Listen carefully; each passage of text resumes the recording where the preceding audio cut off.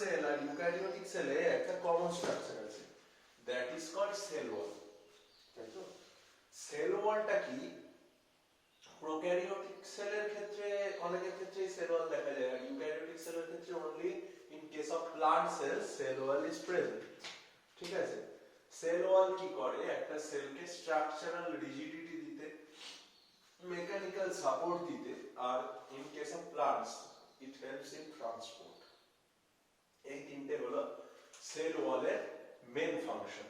ওকে, তো আমরা সেল ওয়ালের জেনারেল স্ট্রাকচার আজকে কভার আপ করব, সেল ওয়ালের ফরমেশন কভার আপ করব, সেল ওয়ালের অ্যানাটমি কভার আপ করব, সেল ওয়াল কি ম্যাটেরিয়াল দিয়ে তৈরি হয় সেটা কভার আপ করব। তো সেল ওয়াল ফার্স্ট দেখেছিল রবার্ট হুক। রবার্ট হুক যখন সেল ডিসকভারি করেন, ওই যে কর্কের সেলগুলো দেখেছিল, এরকম কোন লাইক স্ট্রাকচার যেটা দেখেছিল উনি, এই these parts are the cell wall of that cell, but these are the dead cells. That's why এর মধ্যে কোনো কি ছিল না, সাইটোপ্লাজমিক কন্টেন্ট আর নিউক্লিয়ার কন্টেন্ট ছিল না। উনি শুধু বাইরের জাস্ট খাঁচাটা, মানে বাইরের জাস্ট আউটার স্ট্রাকচারটা দেখতে পেয়েছিলেন। দিস ইজ দ্য সেল ওয়াল। এখান থেকে সেল ওয়ালের হিস্ট্রি শুরু।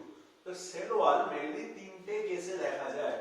একটা হচ্ছে ইন কেস অফ প্রোক্যারিওটস, একটা হচ্ছে ইন কেস অফ ফাঞ্জাই, আর একটা হচ্ছে in case of eukaryotic plant cells. Prokaryotes এর ক্ষেত্রে সেল ওয়াল তৈরি হয় হচ্ছে পেপটাইডোগ্লাইকান দিয়ে।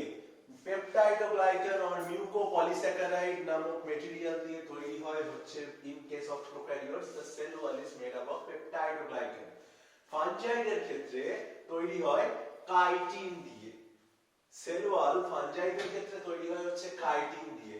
আর ইউক্যারিওটিক প্লান্ট সেলস এর ক্ষেত্রে যে ডিপোজিশন ম্যাটেরিয়াল গুলো দেখা যায় সেগুলো হলো cellulose, hemicellulose, pectin, lipid, H2O আর প্রোটিন। এই কয়েক ধরনের ম্যাটেরিয়াল দিয়ে তৈরি হয় in case of eukaryotic plant cells. তো এই প্রত্যেকটা ম্যাটেরিয়াল কি এক একটা পলিমার, এদের কোনো কি আছে, এদের সব মনোমার গুলো আছে। এই জিনিসগুলো কি দিয়ে তৈরি আমরা একটু দেখে নিই। সেলুলোজ মেইনলি তৈরি হয় হচ্ছে গ্লুকোজ দিয়ে। সেলুলোজ তৈরি হয় গ্লুকোজ মলিকিউল গুলো জুড়ে জুড়ে তৈরি করে হচ্ছে সেলুলোজ। ওকে, হেমিসেলুলোজ তৈরি হয় গ্যালাক্টোজ, অ্যালবিনোজ, জাইলোজ আর ম্যানোজ। এই চারটে ম্যাটেরিয়াল দিয়ে তৈরি হয় হচ্ছে হেমিসেলুলোজ। সেলুলোজ হলো only made up of glucose, আর হেমিসেলুলোজ তৈরি হয় এই চারটে ডিপোজিশন ম্যাটেরিয়াল দিয়ে।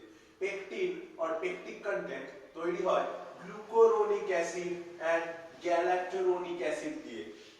সে পেকটিন তৈরি হয় গ্লুকুরোনিক অ্যাসিড আর গ্যালাক্টোরোনিক অ্যাসিড দ্বারা। আর এছাড়াও সেলের মধ্যে কিছু মানে সেল ওয়ালে কিছু এক্সট্রা কন্টেন্টস ডিপোজিশন দেখা যায়, সেগুলো হলো cutin, suberin and lignin. These are all, মনে রাখবি, these are all dead materials that eventually makes the cell dead, because যদি কোনো একটা সেল এরকম হয়, সেলের বাইরের দিকে যদি এরকম একটা লিগনিনের লেয়ার থাকে, লিগনিন, সুবেরিন, পেকটিন, কাইটিন যা বলিস, এটা কি করতে দেবে না, এটা সেলটাকে কোনো রকম ট্রান্সপোর্ট করতে দেবে না। একটা সেলের মধ্যে যদি কোনো রকম ট্রান্সপোর্ট না হয়, সেলের মধ্যে যদি ফটোসিনথেসিস আর রেসপিরেশন কোনো কিছু না হয়, সেলের মধ্যে যদি ফুড ট্রান্সফার না হয়, তাহলে সেলটা কি হবে, সেলটা ইভেন্চুয়ালি কি হয়ে যাবে, সেলটা ডেড সেলে কনভার্টেড হয়ে যাবে, বিকজ দ্য সাইটোপ্লাজমিক ম্যাটেরিয়াল বেশি দিন বেঁচে থাকবে না খাবার দাবার ছাড়া। দ্যাটস ওয়াই যাদের বাইরে এরকম লিগনিন, সুবেরিন, কাইটিন ডিপোজিশন দেখা যায়, সেই সেলগুলো কি হয়, ইভেন্চুয়ালি ডেড সেলে কনভার্টেড হয়ে যায়। ওকে, আচ্ছা, তো এবার আমরা কি দেখলাম, যে ম্যাটেরিয়াল গুলো দেখলাম যেটা নিয়ে আমাদের ইউক্যারিওটিক প্লান্ট সেল তৈরি হয়েছে। তো আমরা ইউক্যারিওটিক প্লান্ট সেলের সেল ওয়ালের অ্যানাটমিটা একবার দেখে নিই।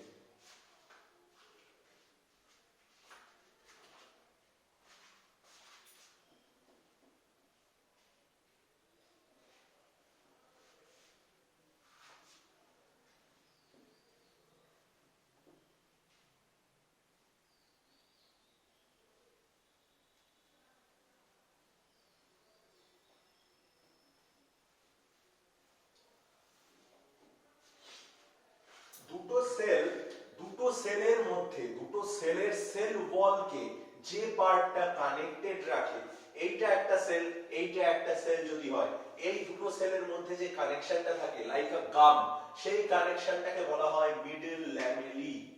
দুটো সেলের মধ্যে যে কানেকশনটা দেখা যায়, দুটো আমরা যে আলোচনা করছি ইউক্যারিওটিক প্লান্ট সেল, সো দুটো ইউক্যারিওটিক প্লান্ট সেলের মাঝে যে গাম লাইক স্ট্রাকচারটা দেখা যায়, যে গাম লাইক জয়েন্টটা দেখা যায়, তাকে বলা হয় মিডল ল্যামেলি লেয়ার। এই মিডল ল্যামেলি লেয়ার কি দিয়ে তৈরি হয়? কপার আর ম্যাগনেসিয়াম পেকটেট দিয়ে তৈরি হয় হচ্ছে এই মিডল ল্যামেলি লেয়ার। এই মিডল ল্যামেলি লেয়ারের গা থেকে তৈরি হয় দুটো আলাদা আলাদা সেলের দুটো আলাদা আলাদা সেল ওয়াল। ঠিক আছে, সেল ওয়ালে mainly two types of deposition দেখা যায়। একটা হলো প্রাইমারি সেল ওয়াল, সবার ভেতরের দিকে সবার বাইরের দিকে যেটা থাকে, অ্যাকচুয়ালি এখানে ভেতরের দিকে কেন লাগছে, দুটো সেল ওয়াল কাছাকাছি আছে। আমরা যদি একটা সেল ভাবি তাহলে সেল ওয়ালের সবার বাইরের স্ট্রাকচারটা হচ্ছে primary cell wall, then it is secondary cell wall, আর কিছু কিছু ক্ষেত্রে থাকে টারশিয়ারি সেল ওয়াল। আচ্ছা, তো এইটা হচ্ছে কি দুটো সেলের মাঝের জায়গাটা, দুটো সেলের জয়েন্ট। তো এই লেয়ারটাকে আমরা বললাম মিডল ল্যামেলি। মিডল ল্যামেলির সাথে কানেক্টেড আছে যে পার্টটা, সেই পার্টটা হচ্ছে দুটো সেল ওয়ালের primary part, that is the primary cell wall.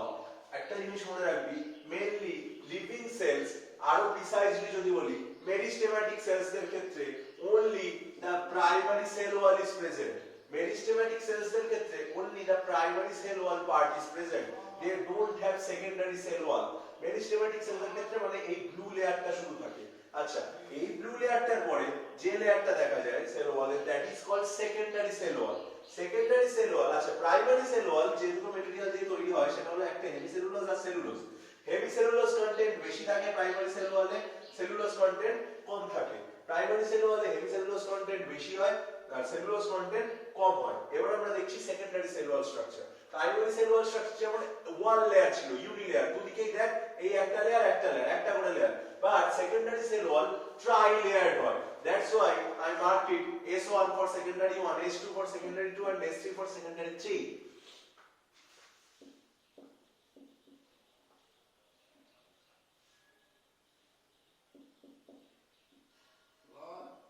S1 for secondary 1, S2 for secondary 2, S3 for secondary 3. এইটা হলো সেকেন্ডারি সেল ওয়াল।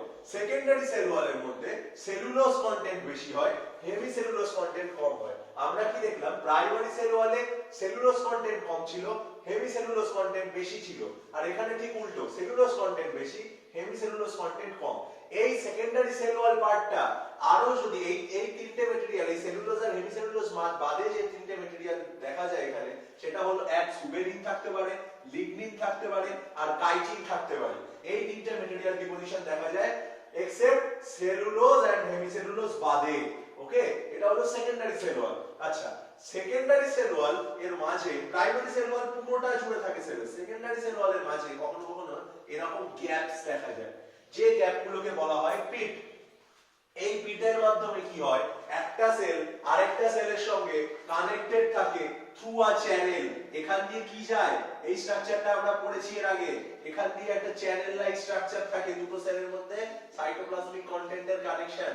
এই কানেকশনটাকে বলা হয় প্লাজমোডেজমাটা। প্লাজমোডেজমাটা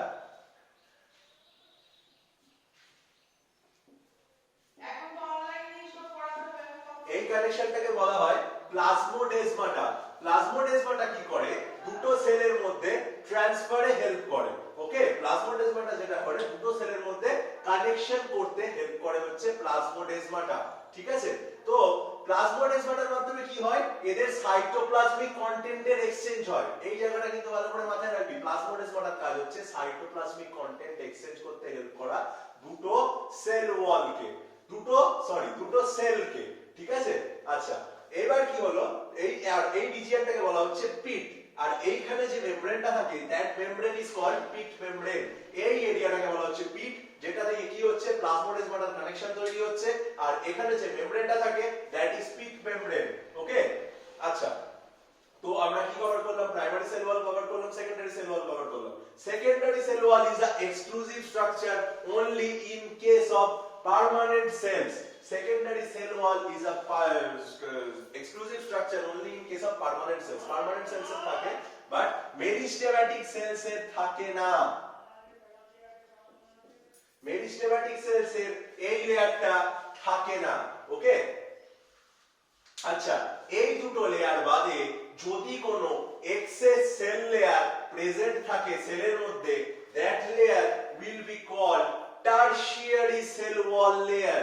Tertiary cell wall layer only present in case of some cells. তাদের ক্ষেত্রে কি হয়, এই দুটো লেয়ারের পর আরেকটা এক্সেস লেয়ার থাকে যেটা ডিপোজিশন ইরেগুলার হয়। এরকম ওয়েল অ্যারেঞ্জড হতে পারে, ইরেগুলার হতে পারে, কোথাও আছে কোথাও নেই। এই লেয়ারটা mainly tertiary cell wall layer হিসেবে পরিচিত, আর এই লেয়ারটা তৈরি হয় লিগনিন অর কাইটিন দিয়ে। ওকে, তাহলে আমরা কি দেখলাম, সবার প্রথম হচ্ছে মিডল ল্যামেলি পার্ট যেটা দুটো সেল ওয়ালকে কানেক্ট করছে, তারপরে আছে হচ্ছে কি, তারপরে আছে হচ্ছে আমাদের প্রাইমারি সেল ওয়াল যেটা মেইনলি মেরিস্টেমেটিক স্ট্রাকচার, যেটা তৈরি হয় মেইনলি হেমিসেলুলোজ আর সেকেন্ডারি সেলুলোজ দিয়ে। তারপরে আছে সেকেন্ডারি সেল ওয়াল স্ট্রাকচার যেটা মেইনলি তৈরি হয় সেলুলোজ আর হেমিসেলুলোজ দিয়ে। এছাড়া সুবেরিন কিউটিন লিগনিন থাকে। তারপরে থাকতে পারে আমাদের টারশিয়ারি সেল ওয়াল স্ট্রাকচার যেটা তৈরি হয় লিগনিন আর কাইটিন দিয়ে। ওকে, এই হলো total anatomy of the cell wall. ঠিক আছে, আচ্ছা, এইবার আমরা যে লাস্ট জিনিসটা দেখবো সেল ওয়াল স্ট্রাকচারে,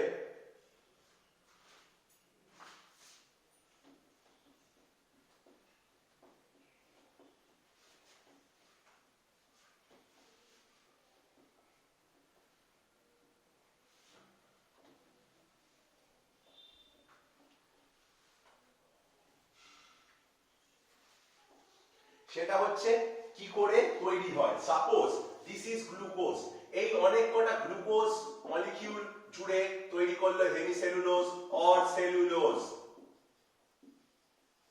অনেক কটা সেলুলোজ মলিকিউল জুড়ে তৈরি করে মিসেল। মিসেল অনেক কটা সেলুলোজ মলিকিউল জুড়ে তৈরি করে মিসেল। অনেক মিসেল জুড়ে তৈরি করে মাইক্রোফাইব্রিল।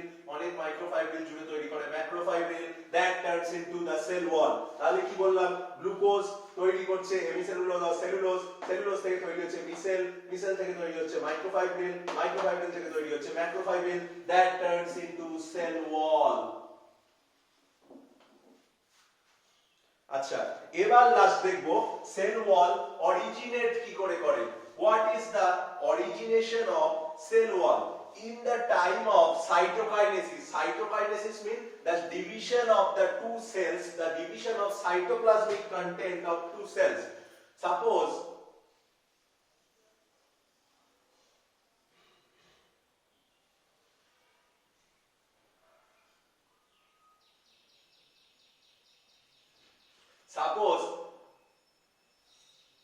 এই যে দুটো সেল আছে, এই দুটো সেলের নিউক্লিয়াস,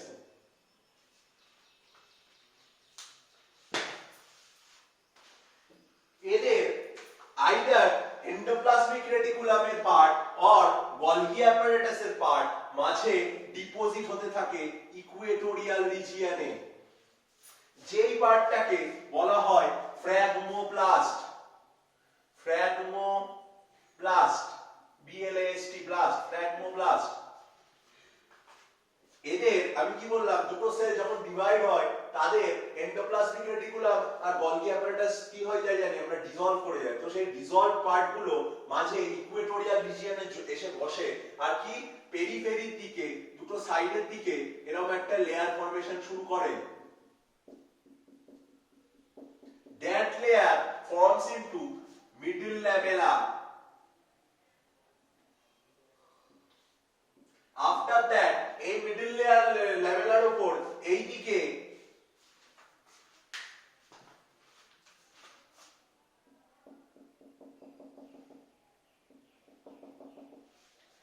দুদিকে তৈরি হয় primary cell wall structure. After that এই প্রাইমারি সেল ওয়াল স্ট্রাকচারের উপর তৈরি হয় সেকেন্ডারি সেল ওয়াল স্ট্রাকচার।